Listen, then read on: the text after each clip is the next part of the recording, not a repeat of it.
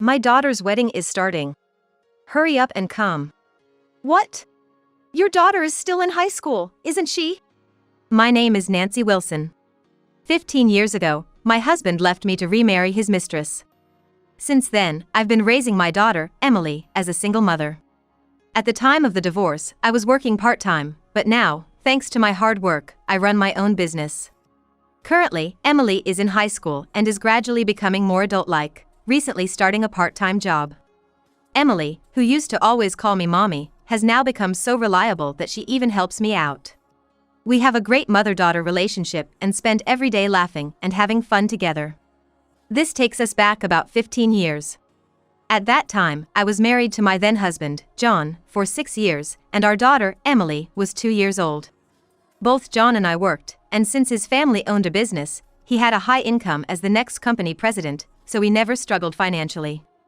I worked part-time and didn't earn much, but I managed all the household chores and childcare. We supported each other and had a happy family life, but gradually I noticed a change in John's behavior. For example, he started working late and going in on weekends. He also became indifferent towards Emily and me. I suspected an affair but wanted to trust my husband, so I didn't investigate. However, my worst fears were confirmed in the worst possible way. How about we go to an amusement park as a family next weekend? Oh, I have to work that day. I see. You've been busy lately.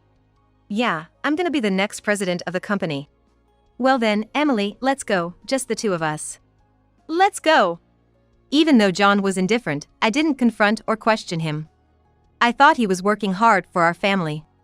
As time went on, Emily and I spent more weekends alone, and our time with John decreased. Then one day, he suddenly announced, "I've fallen in love with someone else, so I'm going to divorce you and remarry her." When he said this, I was shocked and couldn't understand what he meant at first. What do you mean? Are you having an affair? Yes. And I already have a child with her.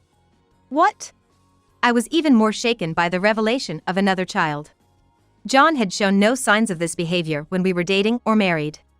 I've been seeing her since right after we got married, and our child is almost 5 years old now. Wait, do you realize what you're saying? That child is older than Emily. Yeah. And, I just feel more comfortable with them, so I thought maybe I should marry her. His casual attitude was astounding, and I was speechless with disbelief. He said it so nonchalantly that I was dumbfounded and appalled. Gradually, I began to grasp the weight of his words, and my body started to tremble. Seeing me downcast, he must have thought I was worried about money, and then he added even more thoughtless words. "Don't worry, I'll give you a fair share of the assets, pay alimony, and even give you a lump sum for child support. It's good that my family is wealthy. You're poor, after all." Although John's family was wealthy, mine was just an ordinary household, and he seemed to think I was poor. But money wasn't the only issue at hand. Oh, by the way, my parents already know about this. They're supportive of my remarriage. What's that supposed to mean? It just shows how useless you are. Losing to the mistress, that's kind of hilarious. They knew about it all along? Yeah. She's been over to the family home and all. My ex-husband said this with a sneer. I couldn't believe that even my in-laws knew. I was a mix of anger, disbelief, and frustration, feeling chills run down my spine. What about Emily? She's losing her father. If you really cared about her, you wouldn't do this. I forced the words out, feeling a tightness in my throat. Well, the other woman's child is mine too. If you want me to stay as Emily's father, maybe you should become the mistress next? His words made me realize how cold I had become towards him. I was disillusioned to understand that this was what family meant to him. I felt pathetic for having been married to such a person. Fine.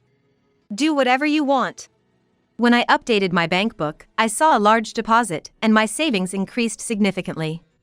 Looking at it, I felt like he thought paying money settled everything. Tears streamed down my face as I stared at the numbers. Then, a call came from my former mother-in-law. "Hello? You got the money, right?" "Yes." "Then don't have anything to do with us anymore." She said her piece and hung up unilaterally. I felt even more empty and let out a sigh. What was all the time I spent with that family for? How will I explain this to Emily when she grows up? Not knowing who to turn to, I cried in the shower at home, making sure Emily didn't notice. The next day, I received the divorce papers already filled out, indicating he had been preparing for this. I signed them and immediately took them to the office. Then, I got a call from my ex-husband. Hey, you need to move out of the house you're living in by the end of this month. What? Well, it's in my name. So, hurry up and get out, will you? I can't just leave on such short notice. Just go back to your parents' place. Bye. How much more does he intend to push us? Did we ever do anything to him? His selfish behavior and actions were beyond forgiveness. It was the first time I felt such rage. My parents' house is far away, and while returning there is an option, it would mean changing my job. I was contemplating the need to find a new place to live in order to continue my current job. But then I thought this might be a turning point, so I decided to move back to my parents' house. I chose to start anew with Emily in a different environment. When I got home and told my parents everything, they were furious. My father was ready to confront my in-laws, but my mother and I calmed him down, and we discussed the future.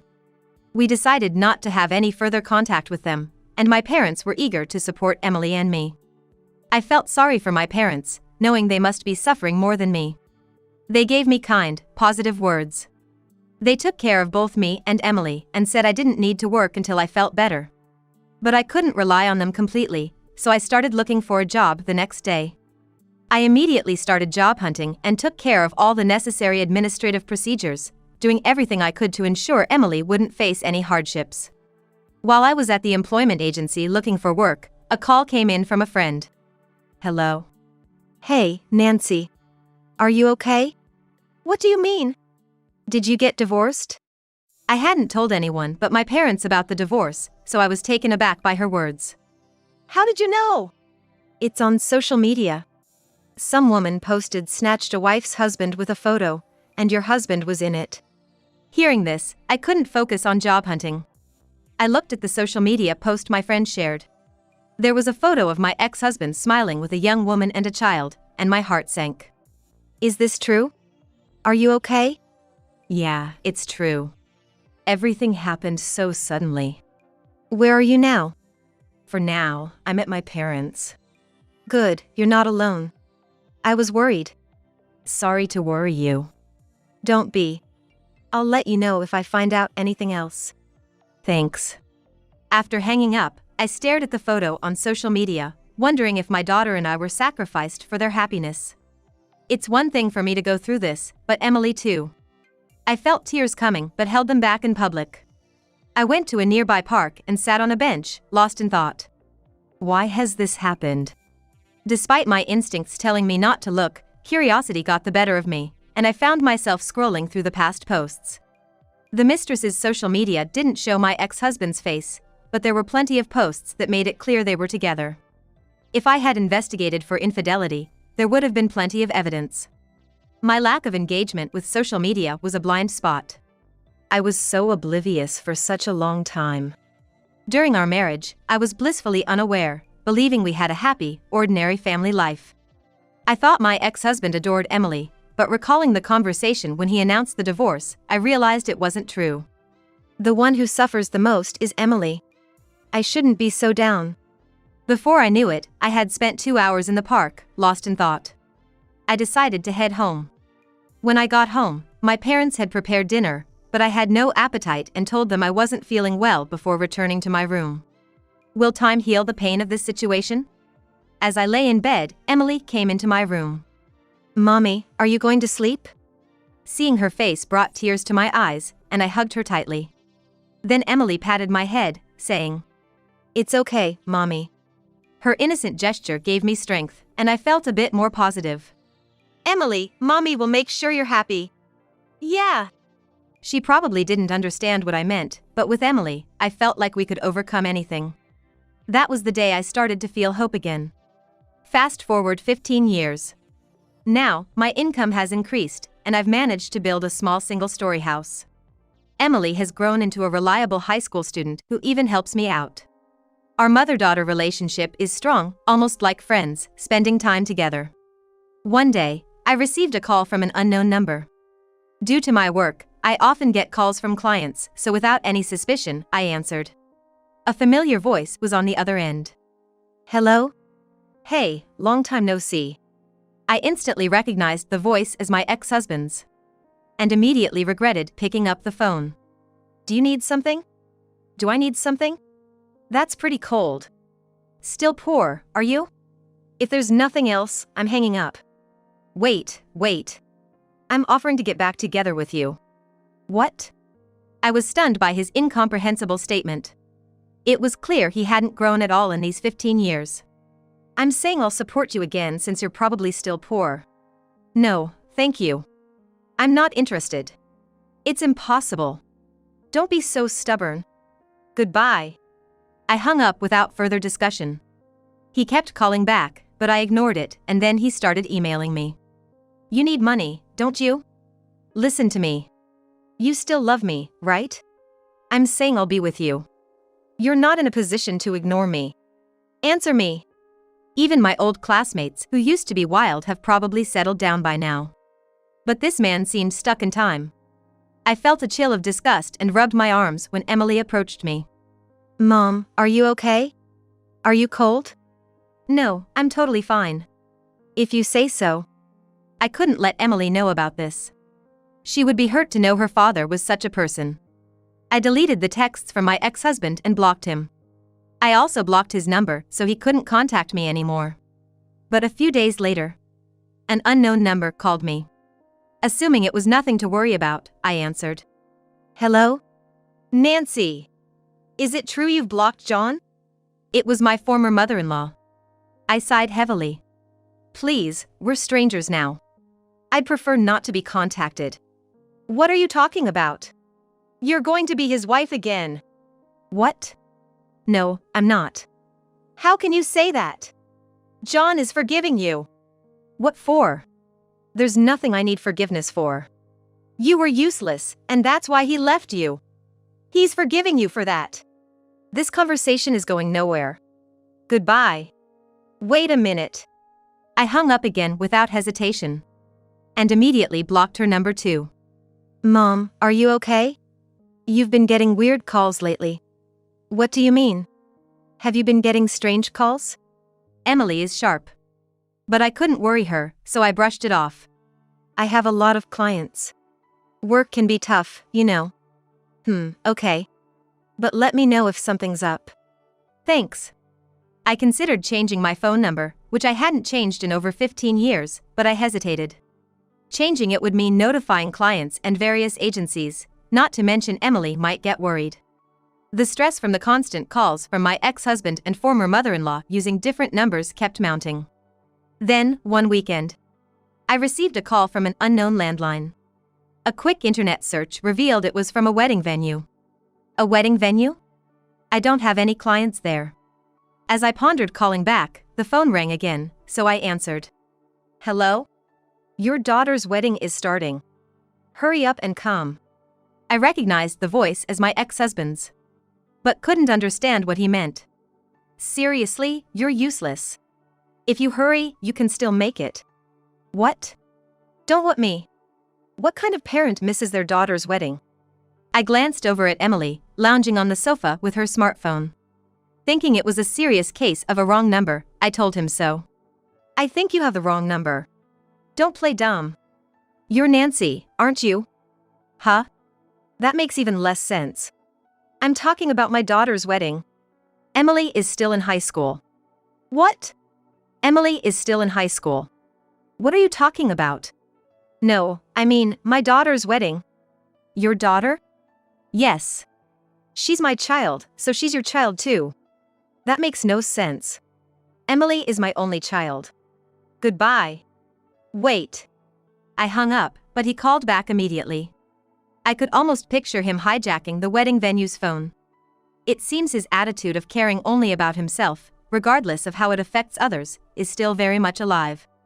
What do you want now? Stop bothering me. Don't hang up. Just come to White Garden Chapel. Why would I, a stranger, go there? Don't you have a wife? Yeah, but she left. She's not coming to our daughter's wedding. It's embarrassing not to have a mother at the wedding, so you do it. His words connected the dots. His current wife had left him, and his desperate in-laws were trying to rope me in as a replacement. So that's it. Yes. So, hurry up. Why would I come? There's no way I would. Why not? If we're getting back together, then my daughter is your daughter too. I have no intention of getting back together with you, even if the world turns upside down. Why not? Don't be stubborn. You can escape poverty. Thanks for the concern, but I'm not living in poverty anymore. What? I don't need someone whose only merit is money. Could you please bother someone else? How dare you speak to me like that? As my ex-husband continued to shout, Emily smoothly took the smartphone from my hand. Turning around, I saw her standing there, putting the phone to her ear. Hey, what's going on? Hi. This is Emily. What, Emily? It's your dad. Your voice is so loud, I could hear it even without the phone. Who do you think you are? What? Emily? Oh. Emily. It's your dad. I don't have a dad. And seriously, aren't you embarrassed at your age? Even a high schooler like me can see how ridiculous you're being. How dare you? You know, Mom raised me all by herself because of your selfish actions. And now you come back with all this nonsense. Emily. Oh, sorry. Got a bit carried away with my lively friends. Hey, how about I come to the wedding with them? We'll liven things up. Damn it, no. I want your mother to come. Well, she said no, right? Seriously, I never want to grow up to be like you. I'll just spread the word on social media. Damn it. Put your mom back on. So persistent. By the way, where is this wedding venue? Hello? Oh, the call ended. Emily's strong response seemed to have ended the call from my ex-husband. Emily, watch your language, okay? Sorry. But I only talk like that when I'm really angry. You're not seriously considering going to that wedding, right? No way. I'm not that free. Emily, you knew about your father. Yeah, I overheard Grandma and Mom talking about it once. I'm sorry. Why apologize? You did nothing wrong divorcing him. I'm happy with just you, Grandma, and Grandpa. Emily. If he were still my dad, I'd probably be a mess. Maybe so. Mom, you have always tried to avoid causing me any trouble, right? You've been careful not to worry me, and I know that. It makes me happy, but I want to worry about you too, Mom. I want to help you. Don't make me cry. I'm good at arguing. If he bothers us again, I'll chase him away. I realized how much Emily had grown without me knowing. I used to feel guilty and was prepared for her to blame me about her father one day. But she grew up so strong and kind. My choices weren't wrong, and that thought comforted me. That day, thanks to Emily, no more calls came, and we had no idea what happened at the wedding, nor did we care. We cooked together and spent the day joyfully as usual. A few days later, my ex-husband, unable to contact me, called my parents home, and my mother called me. Hey, you're not planning on getting back together with John, right? Of course not. That's a relief. John just called our house. He did? To our home? Yes. He was talking about getting back together with you. Really? Did he say anything else? Your father took the phone and shouted at him, and then the call ended abruptly. After ending the call with my mother, I contemplated what to do next. John had now started to trouble my parents' home. I thought he wouldn't bother me further since he didn't know my current address, but my parents' house was different. John knew where it was, and ignoring him might lead him to show up there. Reluctantly, I decided to contact him to resolve this once and for all. Hello. Finally decided to come to your senses? How can I make you understand that it's over? What are you saying? Our new start is just beginning. No, it's not happening, no matter what you say. And stop contacting my parents' home. I realized I had to firmly sever this harmful connection since he refused to give up and kept involving others. Just come back and help around the house. I need someone to do the chores. Hire a housekeeper. I need someone to cook. Get takeout. I'm tired of takeout. Then go out to eat. No matter what he said, I countered instantly, but he refused to give up. I wished he would channel this persistence elsewhere. What's your problem? If I apologize, will you come back? No. Do you understand English? No means no, regardless of the situation. Then, I'll pay you to do the housework and cooking, okay? I don't need your money. I still love you. That's just creepy. Please, I'm lonely living alone. Go back to your parents' home. They're not an option. Live with your daughter and her husband? They refused. Just give it up, okay? As we talked, John became increasingly despondent. I wondered who would want to be with someone so childish and prideful. Why did your wife leave? She found someone else. That's karma for you. Realizing his actions had come full circle, John fell silent. I told him, money is attractive, but it's sad when that's all a person has. You should really reflect on yourself. He started sobbing on the phone. Seeing how pathetic he was, I felt relieved we were divorced. So, please don't involve us anymore. What? Wait! You're the one who abandoned this family, remember? There's a limit to being convenient, right? Well, yes, but I'm trying to make amends. Then you're going about it all wrong. Why? Making amends shouldn't involve causing more trouble. Instead of doing this, why not look for your wife who left? Don't be so cold. I've looked for her. She's with another man and asked for a divorce. Whatever her reasons, that doesn't justify you trying to latch on to us again. What if I refuse? If you keep harassing us, I'll report you to the police. Police, really? That's an overreaction. I'm serious. Goodbye. I hung up and took a deep breath. Dealing with him was exhausting. To unwind, Emily and I went out for a meal and then to karaoke to let off steam. Mom, I'm on your side, just like you've always been on mine. Thanks, sweetie. Now let's sing. Having Emily with me, I felt fearless. John's actions only made me realize how happy we were without him. 2 months later. After that exchange, the calls and messages from my former in-laws suddenly stopped, and peaceful days returned. But then, a text arrived from John. I need to talk. Contact me. Unusually, he sent just one email, different from his persistent phone calls before. Feeling slightly uneasy about this change, I replied, I'll listen via text. My family's business went bankrupt. Okay. I need you to return the property division, alimony, and child support I paid you. What? Reading the message from my ex-husband, I couldn't help but exclaim aloud. The idea of returning the property division, alimony, and child support was unheard of and absurd. The debts are huge, and I'm in real trouble. It's impossible. That money was originally mine. I want it back. The property division and alimony were my rights, and child support is Emily's right. But I was the source of that money. That was the path you chose. He tried calling as our text exchange continued. But expecting another pointless conversation, I ignored it. Anticipating he might contact my parents next, I informed my mother beforehand. Let me talk over the phone. No. I'm really in trouble, it's not a lie. True or false, that money now belongs to us. I can't give it back. As I continued emailing with my ex-husband, my phone kept ringing with calls from unknown numbers. Likely his parents. Will my phone's battery last through all this?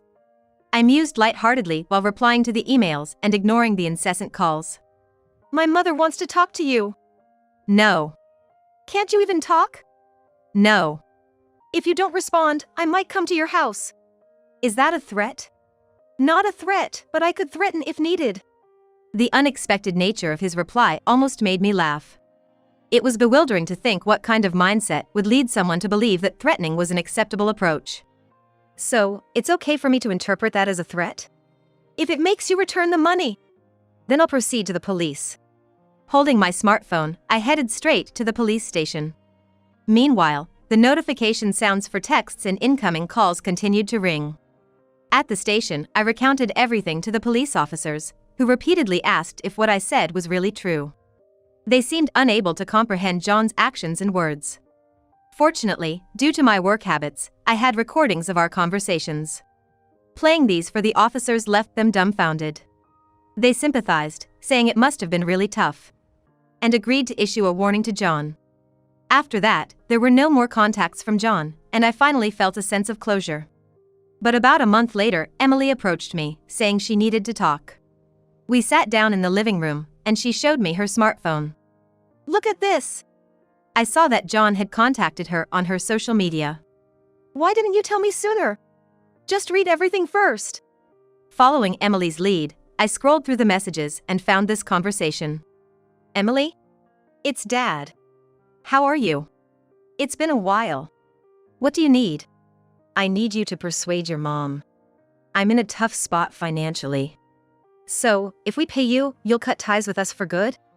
Yes. I promise. You're smart, Emily. I'm so happy. Give me some time, then. Okay, but contact me as soon as possible. Okay. A week passed without contact, sorry. Where are you now? Emily, you're late. What about the money? First, I need to know where you are to give you anything. I have a gift for you too. A gift? You're quite thoughtful for her daughter. I'm in a city, D-town. Got it. Let's meet next Monday at the diner in D-town. All right. How about 10 a.m.? Sounds good. Bye. The messages ended there. What does this mean? Did you promise to give him money? Did you actually meet him? No, look at this next post. Emily took the phone, navigated to a post, and handed it back to me. When I looked at the smartphone, there was a screen displaying a certain post. Marriage scammer arrested? Mom, you don't use social media, so you didn't know he was being sought for marriage fraud. What? Apparently, he was on the run for marriage fraud. It was all over social media. But the police didn't mention this when I consulted them. Maybe the complaint hadn't been filed then. Besides, would the police really tell you we're after him for marriage fraud? That makes sense. You're quite knowledgeable, Emily. Actually, many people learn things from social media these days. I had no idea. Anyway, after setting the meeting place, I contacted the police and the person who posted about him. It seems they caught him. You contributed to the investigation, Emily. Am I amazing or what? You are. Never underestimate a high school girl. But now, we're finally free of him, Mom. Yes. It ended up being a burden on you, but thanks to you, it's resolved. Thank you. No problem. Following John's arrest, there were no more contacts from him or his parents. Soon, we discovered that his parents had filed for bankruptcy.